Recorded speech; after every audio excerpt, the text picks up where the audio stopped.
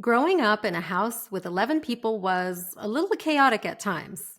Someone was always up to crazy shenanigans, privacy was not a thing, and personal space was hard to come by. I learned at a very young age that I could escape through books.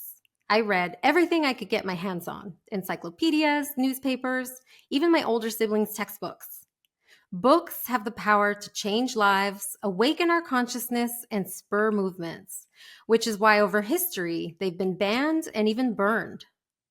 Bury My Heart at Wounded Knee by Dee Brown, which details the forced relocation and genocide of Native Americans in the U.S., is a book which taught me a history I did not learn in my public schooling and was a precursor to my undergraduate Chicano studies work, where I learned about similar atrocities committed against my indigenous North American ancestors by Spaniards in what is now modern-day Mexico. All of which was part of my own journey to a career spent working for social justice. The history that I learned through books serves as a reminder that we must never forget our shared humanity. The historical moment in which we find ourselves is filled with dehumanizing anti-immigrant rhetoric and policy, both at home and abroad. And as I've said before on this podcast, when we allow for the dehumanization of a people, atrocities follow. So it feels especially urgent that we continue to tell our stories and share our narratives through books or otherwise as immigrants, children of immigrants, and descendants of Indigenous people. Today's guest, Roxanne Coady, is the daughter of Hungarian immigrants. She's the founder of R.J. Julia Booksellers, a national leader among independent booksellers. She's the creator and founder of Read to Grow, the largest literacy program in Connecticut. And she's the creator and host of Just the Right Book podcast. Roxanne Coady, whose family was personally impacted by the Holocaust during World War II, has a powerful story to tell. This is the NILC Freedom to Thrive podcast, powering pro-immigrant narratives, one story at a time. I'm Victoria Ballesteros, Executive Vice President of Narrative at the National Immigration Law Center. Hi, Roxanne. How are you? Good. How are you doing? I'm great. I love that we share a passion for books. I'm so excited to talk with you. Well, we definitely share that. Yeah. I want to be you when I grow up. I want to be surrounded by books and working in books. And, I read something really beautiful about you, Roxanne, that you developed a love of reading as a child, reading newspapers with your father. Is that true? Yeah. Can you share a little bit about that? Yeah, sure. So my parents emigrated to the United States in 1946. And in fact, as an aside, my mother was on the first transport out of Europe after Truman had signed the Truman Doctrine in December of 45, because we were an isolationist country from 1924 until 45. So Right. my mother was on the first ship that came out. She was in a displaced persons camp in Germany after having been liberated from Auschwitz. Oh, wow. So they arrived in 46. I was born in 49. And my dad, who had grown up with the love of reading, I was I was learning to read. He was learning English. So my dad and we'd get the New York Post. He'd come home from work. It was the afternoon paper. And together, he learned to read English. I learned to read, and we read the newspaper. And to this day, which is 70 something years later, the pleasure of reading a print newspaper stays with me. Yes. Yes. That's beautiful. So do you still read the newspaper every day? I read 3 newspapers a day. Oh my goodness. That's amazing. Yeah, in print. Yeah. Yeah. I know like Kindles and other digital reading devices are very popular, but there's something about holding a book or a newspaper in your hand that is just, I don't know, there's nothing like it. Well, besides that, there's research that shows that actually different parts of your brain light up when you're reading digitally from analog. Really? And what I find from my own experience, I don't retain information or focus when I'm reading digitally as opposed to reading in print, whether it's a Right. newspaper, a magazine, or a book. Yeah. Yeah. That's amazing. And so, I also read about your grandmother, and Hmm. sacrifices that she made to ensure that your father could get an education. It was another beautiful story that Yeah. I read. Can you share more about that? Yeah, sure. So my uh, dad lived in a small town in Hungary by the name of Turek. And his father had died from tuberculosis right after his bar mitzvah. So that would have been in about 1938 or 9. And my grandmother was pretty poor at that point. So she apprenticed out my dad, but uh, got for him to accomplish that he could stay in school. But once the Germans were in Hungary, all the Jews had to, they were in a ghetto, they had to leave school. And my grandmother figured out a way for my father to stay in school and counted on something that's the equivalent of panhandling. Your grandmother is behind the name of the R.G. Julia bookstore, correct? Yep. So when I left New York, I was in the finance world and decided to open the bookstore. And we were trying to come up with names. One of the things that I've always had this affection for the notion of my grandmother. I mean, not only was she brave, Yeah. that she was the one who instilled a love of reading in my dad, who instilled a love of reading in me. My father he was a baker, and that was his profession, but he was the most voracious reader.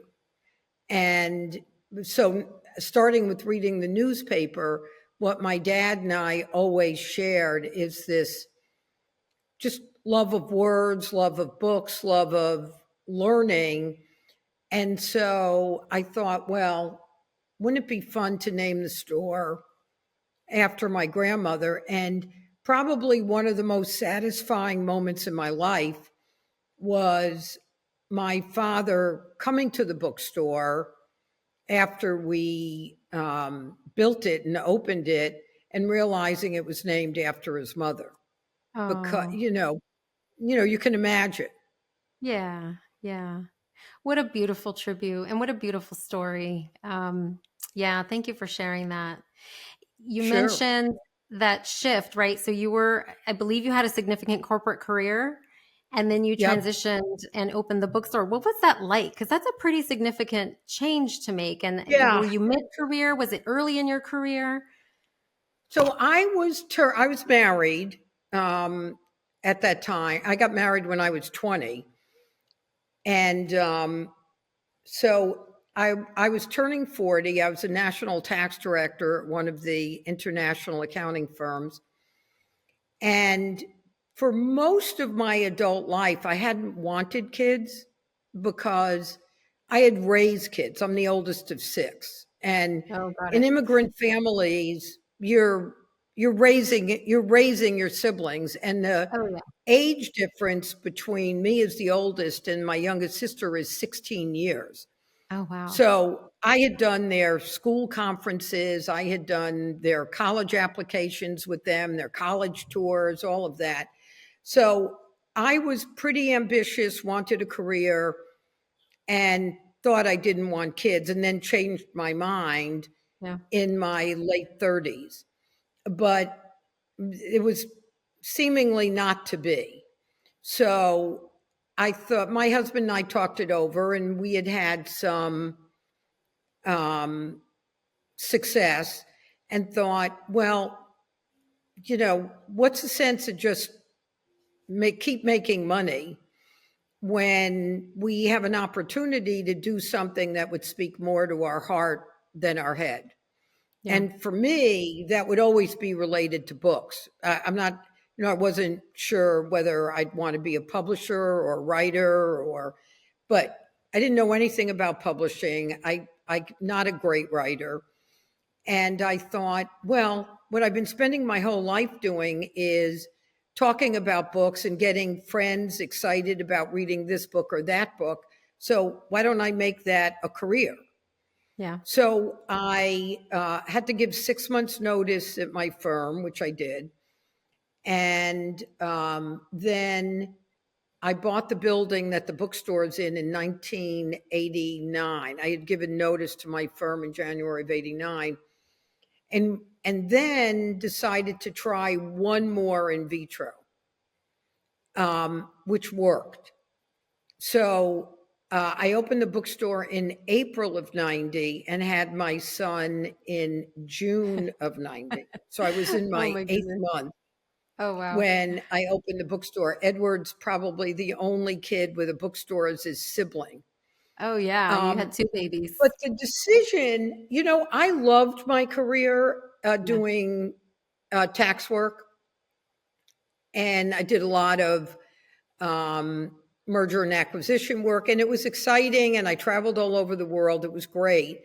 But, it's nice to have an opportunity to do something else. And although people were shocked because it seemed like a sharp left turn, it looked logical to me. My husband was game.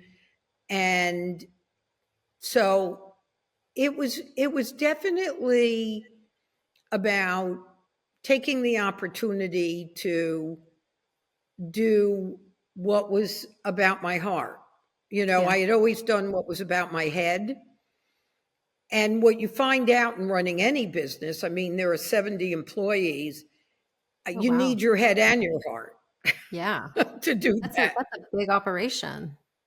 Yeah. I Yeah. think So NILC has 70 employees. Yeah. Wow. That's a really big operation you have. well, we have 3 stores. Okay. Okay. Yeah, we manage 2 stores, Wesleyan's bookstore and a bookstore in the Hamptons, and then obviously RJ Joy. And RJ Joy is now 35 years old. Wow. But it's Congratulations. a big That's store and a amazing. big operation Yeah. with a And lot a of labor of love. phenomenal people.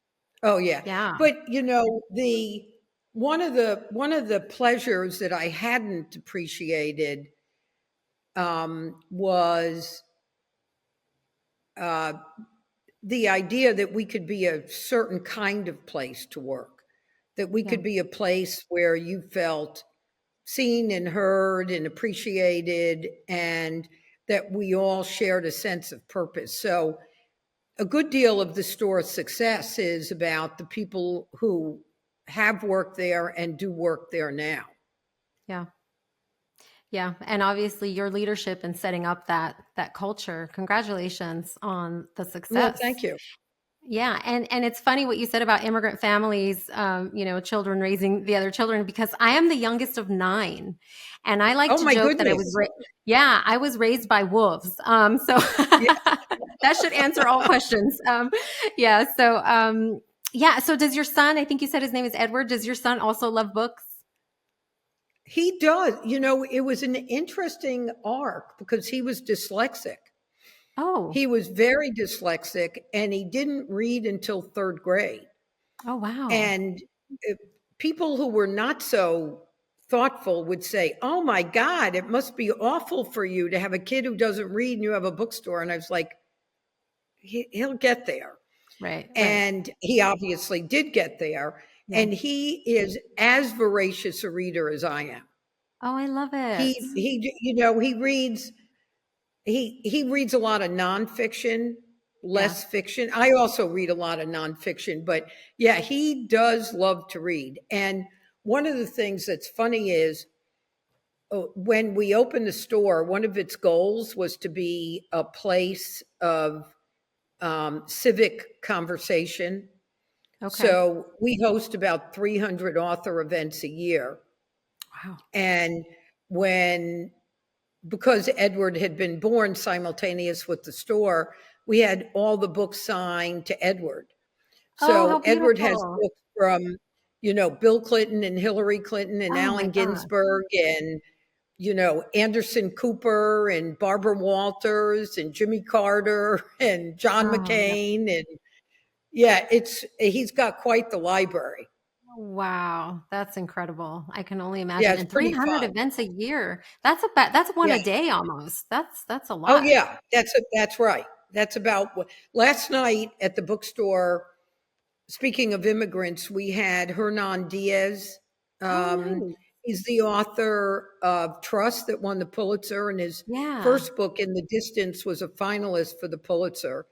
And he had been born in Argentina, and then his family fled Argentina when there was a military coup, went to Sweden, back to Argentina, and ultimately to the United States. And the event last night was was you know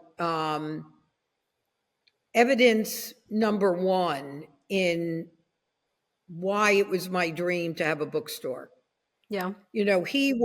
Hernan is inspiring and brilliant, and his use of language is extraordinary. And, we have a store full of people listening to him and learning from him. He and I were in conversation. It's just to me, it's the dream. Yeah. And, one of the things that bookstores have become are what I call the town green. Yeah.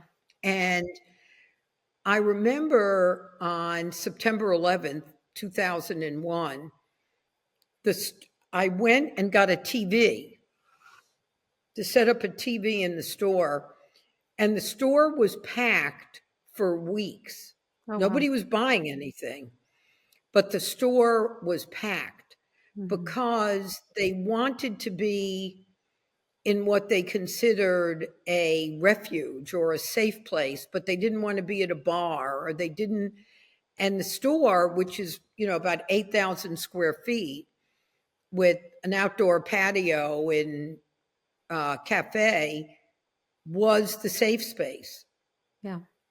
And that, I think where there is so much turmoil and disagreement and tension, that most bookstores have retained the capacity to be a third place Yeah. where we'll have events that are provocative in their topic, but there has never been an instance where the debate wasn't civil.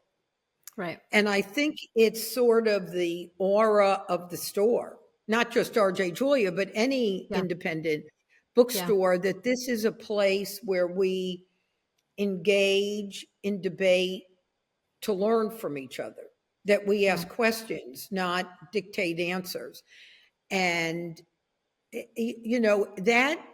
that's a part of the store that I imagined when I opened it, but I didn't imagine that we would come to live in such tense, partisan, uncivic ways, because that wasn't the way it was then. Obviously, Right. it is now. Right. Yet the bookstore, knock on wood, has retained that capacity. Yeah. That's incredible. Yeah, I love that. I would also add for me in my personal experience, bookstores and libraries. Libraries have played that role for me as Yeah. well. Also with my own son, of having spaces where the community comes together, people from all different backgrounds, and just enjoy Yep. some time together in a very calm and civil space, which is really beautiful. Yeah. When I was a You kid, the library, we couldn't afford books when I right, was same here. really young. Yeah. Um, and so the books I would have were, my parents got me golden books because they were a dime. Oh, And so nice. periodically we could get that. But library to me was, a form of heaven. Yeah, same. It It still was is for just, me. it was an insanely appealing, comforting place. for Yes. me. And my parents, one of the things at one of the libraries when my family moved from New York to Hartford, um, and then I'll tell you a story, was I wanted to read from the adult section. Yeah. And you needed permission because I was like in fifth grade. And my mother obviously gave me permission. And I just like started at the beginning of the alphabet.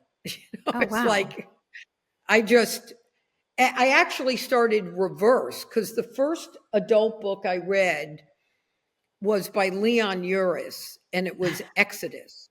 Oh, And I wow. thought, Okay. I was like in sixth grade because I think it was published in 1959. So I was 10 or 11. And I Yeah. thought, wow, all this sex and romance and history and war. I just couldn't believe that, what a book could be compared to, my reading the Hardy Boys Right, and right, right, right. Golden Books. The adult books is where But it's at. adult books, that's what I learned really fast. But the story I wanted to tell you that was, I think, apropos of the organization and an interesting question to contemplate. So I took my son to the Tenement Museum in New York, and the tenement I grew up in was around the corner. It was on Willett Street, which is between Grand and Delancey, right under the Williamsburg Bridge. And Edward and I are walking over there, and the building is down. But he says, Mom, describe for me what the apartment was like. How did it compare to the apartment we saw in the Tenement Museum? I said, well, smaller. Yeah. We had 2 rooms. In one room had a sink and a bathtub. That was the living room. And then there was another room that was the bedroom. And the toilets were all on the ground floor. They were sort of lined up in what you wouldn't really call a lobby, but was the lobby. So you'd Yeah. have, I don't remember, I think it was like 5 bathrooms or toilets. They were like water closets. And I'm telling this to Edward, and he says, Mom, when you tell me that story, it feels like you should be my grandmother. Like, how can it be Yeah. that I'm a kid who went to private school, plays tennis, sails, and lives an extremely privileged life? Yeah. How could it be that this is one generation? That Grampy Yeah. came here and you lived in that kind of apartment? How could that be?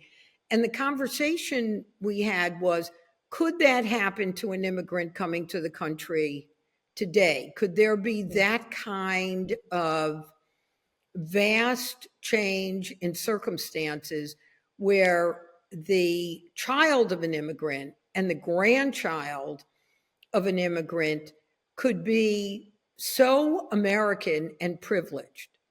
Yeah. So what do Yeah. you think, Victoria? Oh, well, it is an important question or an interesting question to ponder because we're talking about wealth, right?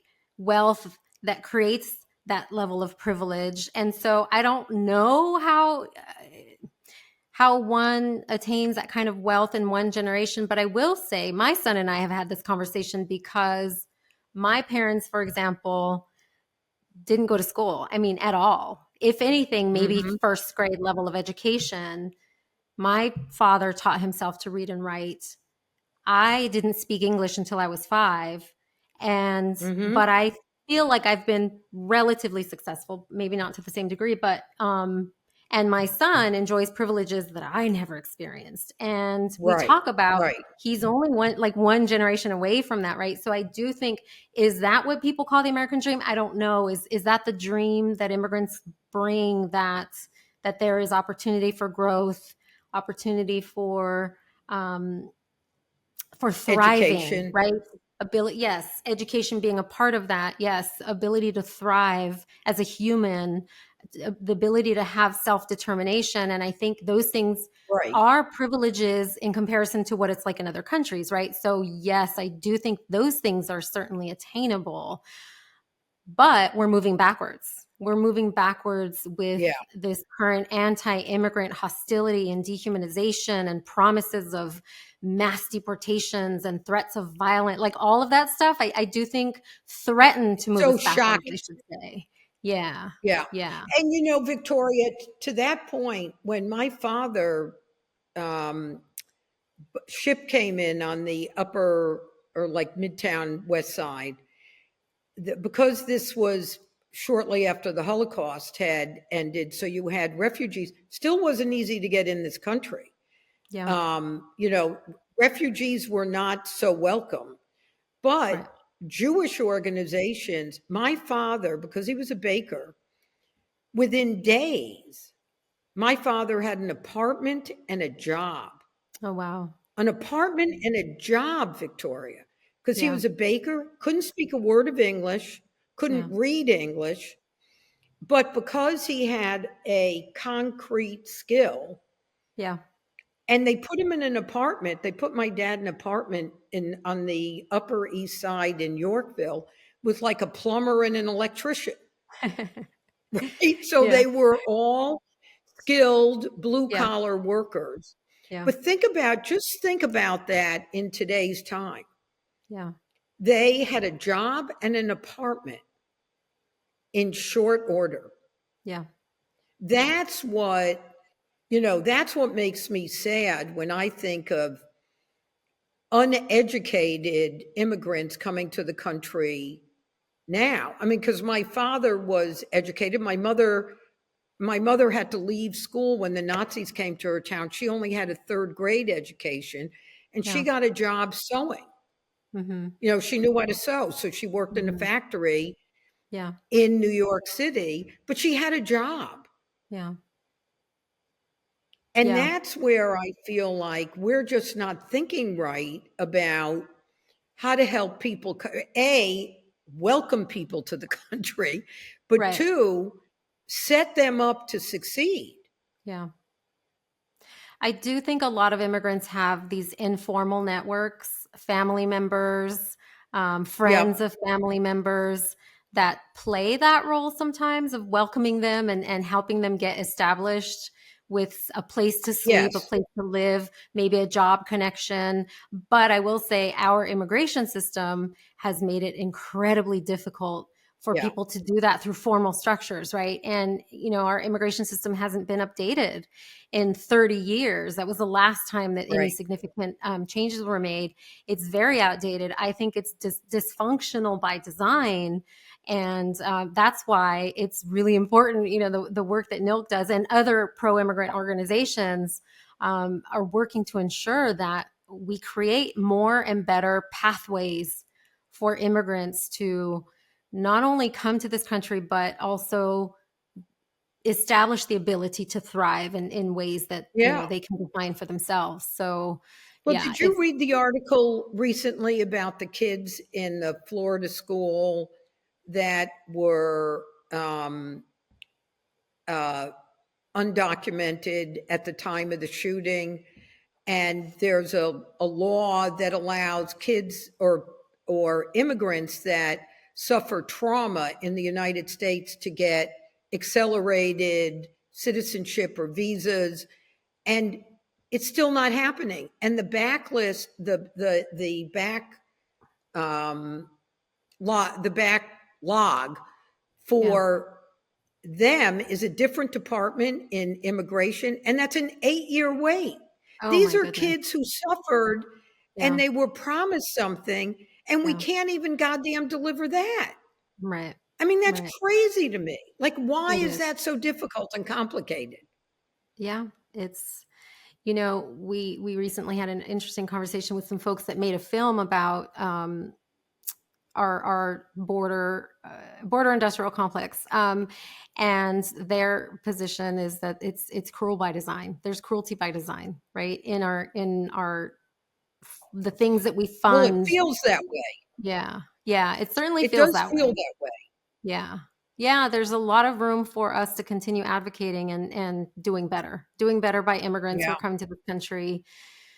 looking for a better life. So let me just, I wanted to ask you really quickly, because I've heard that you have an encyclopedic knowledge of books, and that doesn't surprise me. I'm not sure about And that that. you're also really good at recommending a book to someone. And so, Yeah. how does that work? And what book would you recommend to me? Or what book would you recommend for people who love to read books either written by immigrants or books about immigrants? You mentioned one already, that you hosted the event yesterday, but are there others? One of the immigrant writers that has become very controversial and wrote a book called The Sympathizer. Oh, yes. He's written a number of books. Viet He's a Thanh Nguyen. Vietnamese, Yeah. yes. I'm reading all his books And right now. and I loved the first one more than I loved the rest. Yeah. But he has become very controversial with a theory that I don't agree with, which Okay. is it's the notion that you are either an oppressor or the oppressed. Okay. And it falls a little bit into the category of Ibram Kendi's anti-racist book, which I think is a brilliant book. But it leaves no room for nuance. And the response to saying there's no room for nuance is that you're trying to wiggle out of responsibility. Yeah. And I don't agree with that. And I think that he's taken a hard line on that. Hmm. But he is a brilliant writer. And I Yes, think it is. his writing about the experience of being an immigrant Yeah. is phenomenal. The other book I love, not written by an immigrant, is by T.C. Boyle, Okay. called Tortilla Curtain, maybe. Um, anyway, this is one of the most stunning books about the relationship of Mexican immigrants and U.S. employers. Um, let me look up the right That title sounds of interesting. this. I'm going to look for that one. Oh, You know, it's an old book. yeah. I'll think of more the minute we hang up, of course. Well, you know what's interesting? Um, What you're saying about Viet Thanh Nguyen is that notion that he's bringing up. That's one of the beauties of being an artist, a writer, of having, books where you introduce these ideas that we may not necessarily agree with, but they'll stimulate thought, conversation, spur consciousness, right? Which I that's just the love. beauty. Yeah. That's, Yeah. Hernan Diaz had a phrase that books bring us the co-joining of emotional feelings and intellectual insight. Yes. And to me, I love reading dark, provocative books because that's how you learn. Yeah. That to me, there is nothing more exciting to me than reading to develop empathy Yeah. for people that are not me. Yeah. That's how you become a better human being, right? Yeah. Because you are literally coming as close as you can to walking in their shoes when they've done their job. So it is called Tortilla Curtain. Tortilla Curtain. Okay. So, I have so many questions that we're not going to have a chance to get to, but I do recommend The Refugees by Viet Thanh Nguyen. That is a book of his short stories, glimpses Yep. Okay, into, good. being a refugee from Vietnam, short fiction, but I imagine drawn from his own personal experiences. And, in our last few minutes together, what do you make of book bans that are happening today in our country by wannabe or would-be authoritarians? To me, it's the opposite. It's we're trying to close minds instead of open minds where they'll be more generously spirited, more informed, more empathetic.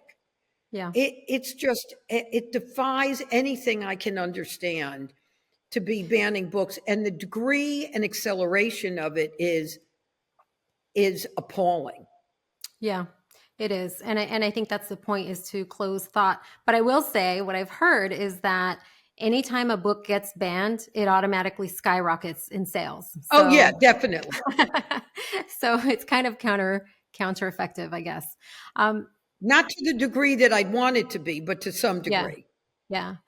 Roxanne, what is your bookstore's website? Do you have a website where people can learn more It's about the kind of things? rjjulia.com. rjjulia.com. Roxanne, Yep. thank you so much for joining me. It's been such a delight talking with you. You're welcome. Well, thank you for the work you're doing. Thank you. Okay, be well. I want to thank our listeners for spending time with us. For more immigration truths, visit us at nilc.org and freedomtothrive.com. And make sure you subscribe so you don't miss any future episodes. I look forward to continuing this conversation with all of you.